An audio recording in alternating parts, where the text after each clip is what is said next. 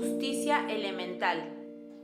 Juzgados, códigos, policías, jueces, ciudadanos. Aprende a empoderarte legalmente. Bienvenidos.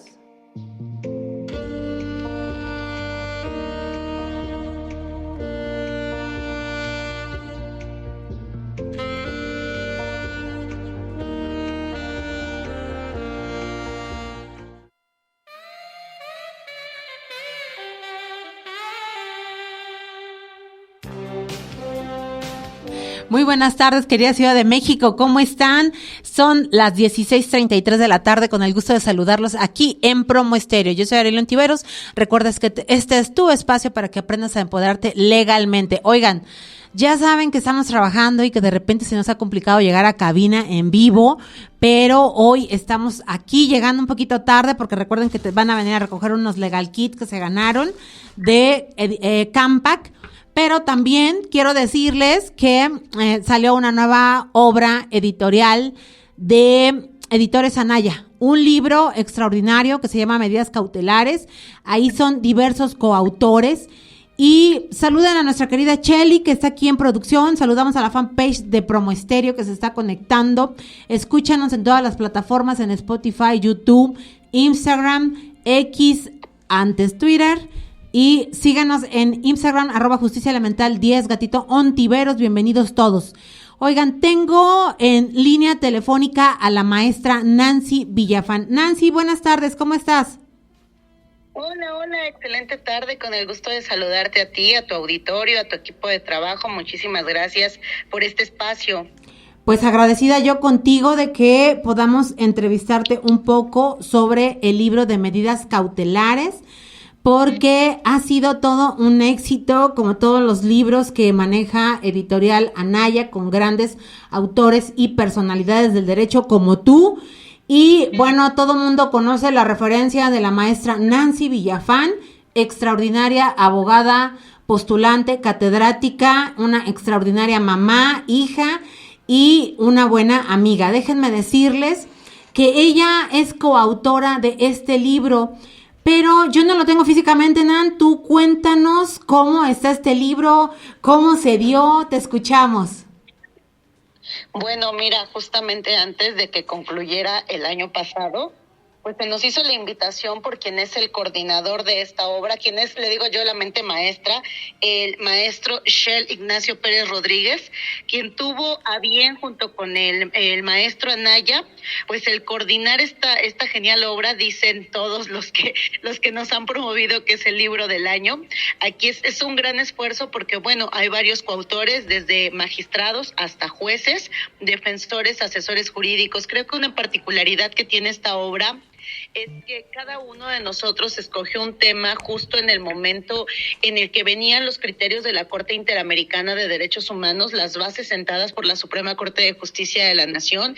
Tenemos entre los coautores al doctor Manuel Valadez Díaz, que bueno, ¿quién no lo conoce?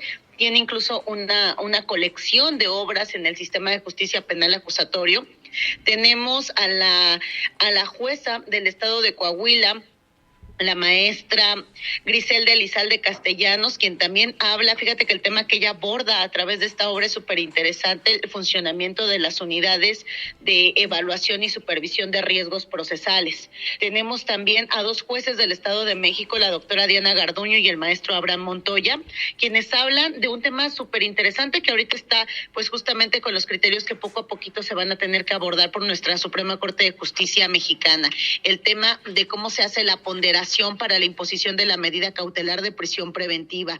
Tenemos abogados defensores, la doctora Esperanza Soto, quien es defensora pública en el estado de Tamaulipas, el maestro Alejandro Miguel Sánchez Salinas, que es defensor, seguramente pues a varios de ustedes les suena el nombre porque es defensor particular en varios estados de la República Mexicana. Nuestro queridísimo amigo Pablo Gómez Mont, el maestro, tu súper amigazo, el maestro Irving Arellano Regino. Y obviamente, bueno, pues aquí en mi caso en particular, yo escogí un tema para hablar de la argumentación, fundamentación y motivación de las medidas cautelares desde la perspectiva de la asesoría jurídica. Es un libro en donde van a encontrar ustedes, en el momento en el que lo adquieran, una gran cantidad de información. En total se conforma por 10 capítulos, cada uno de nosotros desde su trinchera, pues escribió temas bien relevantes con relación a las medidas cautelares. Además, la obra, pues justamente por ello tardó un poquito en salir, porque se tuvo que hacer el acondicionamiento para llevarla a los nuevos criterios abordados a través de las 2 sentencias dictadas por la Corte Interamericana de Derechos Humanos, una el año pasado y una a principios de este año, en el caso Daniel García y Reyes Alpizar, y la otra en el caso Zompaxtle Tecpile. Entonces, estos criterios que incluso se han ido abordando poco a poco por la primera sala de la Suprema Corte de Justicia de la Nación y por tribunales colegiados de circuito, pues están referidos desde la dinámica de defensores públicos, defensores particulares, órganos jurisdiccionales. Tenemos el caso del magistrado y desde la perspectiva de la asesoría jurídica. De ahí, pues el revuelo que ha causado este libro, yo lo comentaba hace unos días con el maestro Anaya, es un verdadero revuelo el que ha causado este libro, porque llegó en el momento justo del aterrizaje de estos criterios de la Corte Interamericana. Entonces, creo que es un libro bastante bueno. En el caso pues de mis compañeros coautores, que ya he venido leyendo cuáles han sido sus aportaciones, es un libro bastante bueno, porque creo que todos los libros que se habían escrito de medidas cautelares hablaban desde la parte doctrinaria, desde la parte procesal. Aquí se aborda con técnica, con herramienta jurídica, y cada uno desde la perspectiva que ha venido ejerciendo en este sistema de justicia penal acusatorio. Creo que esa sería la diferencia, querida Ari. Oye, fíjate qué interesante, todos los autores tienen una trayectoria y aprender sobre todo de una medida cautelar. Dinos, Nancy, brevemente, ¿qué es la medida cautelar para nuestro público que nos está escuchando? Porque bueno, también los abogados que nos escuchan, ellos sí conocen, pero la importancia de todo este tema, que no quiero ahondarlo mucho porque bueno, no nos va a dar todo el tiempo, pero aquí que tú nos pudieras abrir un poco el tema, porfa. Bueno, las medidas cautelares son restricciones o limitaciones a un derecho que se van a imponer a la persona imputada cuando ésta ya está, digamos que interviniendo en un procedimiento penal a partir de que ya compareció ante el órgano jurisdiccional. En el caso de la función jurisdiccional, en nuestro país se divide a través de la intervención del juez de control, una vez que se formula imputación respecto de una persona en una audiencia inicial y que queda corroborada con la resolución del auto de vinculación a proceso. Y tenemos otro órgano jurisdiccional que se llama Tribunal de Enjuiciamiento, que propiamente va a intervenir en la etapa de juicio, y un juez que se va a encargar de verificar el cumplimiento de las sanciones que se hayan impuesto a una persona que tiene una condena con pena privativa de libertad. A ese se le llama juez de ejecución penal. Las medidas cautelares tienen como finalidad asegurar la presencia del imputado a lo largo del procedimiento penal hasta en tanto se le dicte una sentencia. En el caso de estas medidas cautelares, el 16 de la Constitución establece que la imposición de las mismas correrá a cargo del juez de control. En ese sentido, el Código Nacional de Procedimientos Penales establece en su artículo 154 que las medidas cautelares se podrán imponer en 2 momentos. 1, cuando ya se formuló imputación, y 2, cuando ya se dictó el auto de vinculación a proceso. Estas no son definitivas, pueden llegar a variar tanto su imposición en beneficio de la persona imputada como en perjuicio de la persona imputada a lo largo de todo el procedimiento, cuando hayan cambiado las condiciones que dieron origen a estas. Estas medidas cautelares van desde una restricción mínima al derecho a la libertad ambulatoria, como lo es la obligación del imputado de acudir a firmar en determinado momento ante la autoridad que determine el órgano jurisdiccional, hasta lo que es la medida cautelar de prisión preventiva. Esta sí tendrá que cumplirse el tiempo que dure el procedimiento penal, hasta en tanto no hayan variado las condiciones, en el interior de un centro preventivo y de reinserción social. Reclusorios le llama la gente. Estas medidas cautelares, México tiene un problema terrible, porque bueno, pues desde la Constitución Federal de los Estados Unidos Mexicanos, a través de la reforma constitucional de 2008, se incursionó en una figura que se llama medida cautelar de prisión preventiva de carácter oficioso. Esta medida cautelar, el constituyente la tabuló de acuerdo a la gravedad de los delitos. En principio, era un catálogo restringido, pero en el 2019 se presentó una reforma para ampliar los supuestos delictivos previstos en ese 19 párrafo segundo, y de ser un catálogo muy pequeñito, el catálogo cada vez se fue haciendo más grande. Esta medida cautelar de prisión preventiva oficiosa, su mismo nombre lo indica, no permite permitía la variación de la medida cautelar. Bajo esa medida cautelar tenía que seguir sujeto el imputado acusado hasta en tanto se le dictara la sentencia. Si la sentencia era absolutoria, se acababa en ese momento con la medida cautelar que él tenía impuesta, pero si era condenatoria, esa medida cautelar ahora pasaba a convertirse en una pena privativa de libertad. De ahí haré que muchos autores incluso consideran a la medida cautelar de prisión preventiva oficiosa como una pena de carácter anticipado. Yo les comentaba hace unos momentos que a través de los dos criterios recientes que emitió la Corte Interamericana, en la misma línea jurisprudencial que la Corte ya venía manifestándose, estos dos últimos en contra del Estado mexicano, se hace una crítica respecto de la inconvencionalidad de la prisión preventiva de carácter oficioso. De aquí entonces que todos los órganos jurisdiccionales tengan que abrir la posibilidad para que se imponga una medida cautelar menos lesiva a la prisión preventiva, o en caso de requerirse la prisión preventiva se justifique bajo algo que se llama riesgos procesales. Esos riesgos procesales serán, en primer lugar, que el imputado pudiera llegar a interrumpir su comparecencia a lo largo de lo que dure el procedimiento, riesgo de que se sustraiga de la acción de la justicia o que pueda obstaculizar, en su caso, el procedimiento penal, la investigación que se viene siguiendo en su contra, o que pueda representar un riesgo hacia la víctima, hacia los testigos y hacia la comunidad. En estas tres figuras de riesgos procesales que denomina el legislador mexicano, dos de estos riesgos sí son convencionales. El último riesgo, que es riesgo a la víctima, testigos o comunidad, no es un riesgo que la Corte Interamericana asuma como cierto para la imposición de la medida cautelar de prisión preventiva. En el caso de tu servidora, yo escribí justamente cuál es la intervención de la asesoría jurídica con relación a la argumentación, fundamentación y motivación de las medidas cautelares, porque en tratándose del Código Nacional de Procedimientos Penales hay una restricción. La asesoría jurídica no puede solicitar la medida cautelar de prisión preventiva.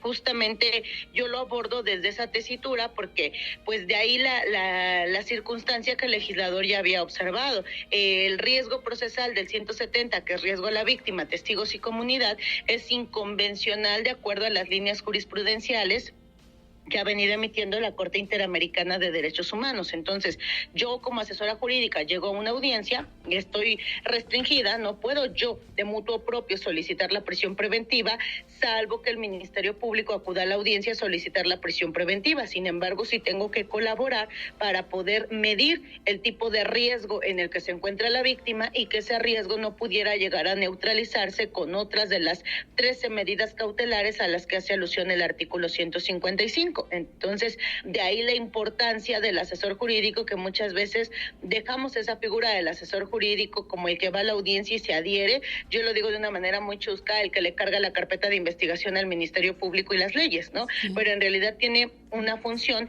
más técnica dentro del procedimiento. Fíjate que acabas de dar algo muy amplio, pero vamos a poner el caso, no sé, de violencia familiar, ¿no? O un delito de abuso sexual. Que ahí los riesgos que puede correr la víctima, ¿no? En cada uno, su seguridad, ¿no? Su integridad. Así es. Digo, aquí ya llevaba una ventaja la asesoría jurídica, ¿no? Porque en el procedimiento en donde pues hasta este momento es considerada la prisión preventiva de carácter oficioso, pues muchas veces bastaba en señalar el riesgo a la víctima con la misma condición de vulnerabilidad. Por ejemplo, en el caso de los delitos de género, los delitos de naturaleza sexual cometidos en agravio de niños, niñas, adolescentes. Entonces bastaba muchas veces con argumentar bajo el concepto del interés superior del niño, niña o adolescente. Y bajo esa tesis pues se imponía ya una restricción grave al derecho de la persona imputada de llevar su procedimiento en condición de libertad. De ahí que creo que uno de los temas bien interesantes que incluye esta obra es el tema abordado por la jueza Griselda Elizalde, que habla justo sobre la unidad de supervisión, evaluación y supervisión de las medidas cautelares. Es un tema muy serio en donde en realidad ninguno de los estados lo ha abordado desde la seriedad que debería de abordarse, ¿no? De ahí que la mayoría de las evaluaciones de riesgo pues incurran en falta de elementos objetivos para que puedan ser tomadas en consideración de una manera cierta por parte del órgano jurisdiccional para decidir sobre la imposición de medidas cautelares, ¿no? Y menos aún que estén en condiciones de garantizar el seguimiento de las medidas cautelares cuando éstas se van a cumplir en condición de libertad de la persona imputada. Fíjate que es bien importante, número uno, que este libro para aquellos compañeros, colegas que se dedican a la postulación, lo tengan presente, ¿no? Porque, pues, en un delito, vamos a poner en un delito de abuso sexual, ¿no? Donde tú no llegues con un riesgo, con un estudio de riesgo, pues tu cliente se puede quedar hasta ahí, ¿no? En esa cuestión. Y caemos a veces en las deficiencias de no se cuente con una buena defensa técnica adecuada, como lo viene mencionando el Código Nacional. Nos has explicado de una manera tan amplia y tan entendible la parte que a ti te tocó y de verdad te doy un aplauso, por favor, porque realmente es un tema de mucha importancia y justo lo que dices que la juez cita a la unidad de medidas cautelares no se le toma en serio y debiera porque no le voy a decir todo lo que acontece en la que está aquí en la Ciudad de México, pero también hay corrupción. Discúlpame que se lo diga y no voy a ahondar en muchísimos temas, pero ojo, queridos compañeros, abogados, tenemos que ser unos profesionales para tener a nuestros representados, pues, número uno, con la libertad, ¿no? Antes que cualquier otra cosa. Y compre este libro no sé si tú lo tienes, Nan, ¿en dónde te pueden localizar? A través de mis redes sociales o en el caso de la distribuidora oficial, que en este caso es la Librería del Abogado, o a través de Amazon ya se encuentra a la venta pública. Entonces, pues está totalmente disponible pues para los que quieran conseguirlo. Incluso ya, fíjate que comentaba con el maestro Anaya que ya hay requerimientos de compañeros chilenos, compañeros peruanos que están muy interesados en esta obra, ¿no? Creo que es un tema que si bien toca cuestiones de carácter nacional, pues también sirve para la línea que se va a seguir a nivel internacional, ¿no? Principalmente en el sistema interamericano, que creo que todos andamos cojeando del mismo pie. Sí, no, por supuesto, hay países que se supone que cuando se hizo este sistema, América Latina, Chile era el mejor, ¿no? Como el referente, porque su carpeta, pues era nada, ¿no? Ahí en esta cuestión. Pero ahora que tú lo ves, bueno, no podemos decir que las carpetas han disminuido en cuanto a fojas. No, claro que no. Pero es un referente. Hay ciertos temas de medidas cautelares que se tienen que manejar y pues darle muchísimo más plus, ¿sabes? Este sistema, como lo ha comentado la maestra Marisela, es perfectible y conforme vayamos caminando es como puede uno obtener una buena impartición de justicia con expertos como lo es la maestra Nancy Villafán. Oye, ¿cuáles son tus redes, Nan? En Facebook es licenciada Nancy Villafán, a través de correo electrónico lic.nancyvillafan@gmail.com y a través de Instagram Nancy Villafán. ¿Y un teléfono, algo, un WhatsApp o nada más por las puras redes así? A través de correo electrónico, redes sociales, con todo gusto. Perfecto. Para que te busquen, ella se lo puede dar a usted autografiado y también si usted va ahí a la librería del abogado de San Zona Centro en Donceles o lo adquiere en Amazon, créame que va a ser un libro que es necesario leerlo para aprender. Ya tendremos oportunidad, querida Nan, que vengas a cabina de radio para que aquellos que quieran venir a tomarse la foto contigo y ahí el autógrafo, pues puedan conocerte, porque hay personas que creo que no te conoce todo mundo y algunos sí. Y yo te agradezco muchísimo que nos hayas tomado la llamada y que nos hayas hecho un preview de este libro. Oye, que más que spoilearlo, es necesario que usted lo adquiera en su librería, bueno, no favorita, ¿verdad? Pero ya sabe cuál, ¿no, Nan? Así es, muchísimas gracias por el apoyo, gracias por la difusión, por este espacio que nos estás brindando. De verdad que es un libro, yo que soy defensora particular, que en ocasiones me toca hacer el rol a asesora jurídica particular, es un libro en donde cada uno de los coautores en serio se esmeró en aportar desde su trinchera. Vale muchísimo la pena. Sí, por supuesto, cada uno es especialista y en estos temas pues sabe que tenemos que darle mayor difusión. Te agradezco muchísimo que nos hayas tomado la llamada y te mando un abrazo. Muchas felicidades, Nan. Muchísimas gracias, un abrazo de regreso. Bye. Gracias, bye. Pues aquí lo tiene usted, querido amigo, un extraordinario libro de editorial Anaya, el cual usted puede adquirir y comprar. Mire que también nos vamos a ir a Oaxaca para la presentación oficial del libro de violencia familiar. Hay ciertos delitos en este sistema que debemos aprender, que debemos desglosar. Yo siempre les digo a mis clientes, ojo con la conducta de cada delito, es muy distinto. Y les voy a poner un ejemplo rapidísimo. Hay unas señoras en el restaurante donde dicen, me robaron mi bolsa, y tú, ¿cómo que te robaron? Sí, es que me paré, fui al baño y ahí se quedó. Entonces, fíjese qué grave es eso en esta cuestión, porque aterrizando la conducta del delito de robo, que es el desapoderamiento sin consentimiento. Bueno, sí existe el robo simple. Una situación así de un restaurante puede ser un robo simple, pero tenemos que aprender robo, violencia familiar, violación, abuso sexual, para que cuando usted llegue a un asunto y su abogado no sabe o no le explica lo que son las medidas cautelares, el estudio de riesgo que se debe de llegar, mire, usted vaya concatenando estos libros y que al menos, pues si su defensor no lo sabe, que usted le regale ahí unos bonitos libros para este diciembre. Como siempre, queridos amigos, agradezco el favor de su atención. Recuerden que el próximo lunes vamos a develar ahí nuestra placa del 5º aniversario, 5 años al aire. Gracias a ti, estamos en la preferencia del público. Recuerda seguirnos en www.orbepromo.com, aquí en esta casa de Promo Estéreo, donde la estrella eres tú. Soy Arely Ontiveros, que tengan ustedes una excelente semana. Hasta la próxima.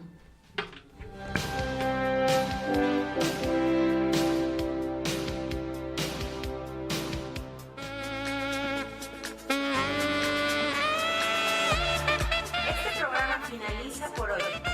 Escúchanos el próximo lunes de 4 a 5 p.m. Así aprenderás a empoderarte legalmente. Soy Arely Ontiveros. Hasta la próxima.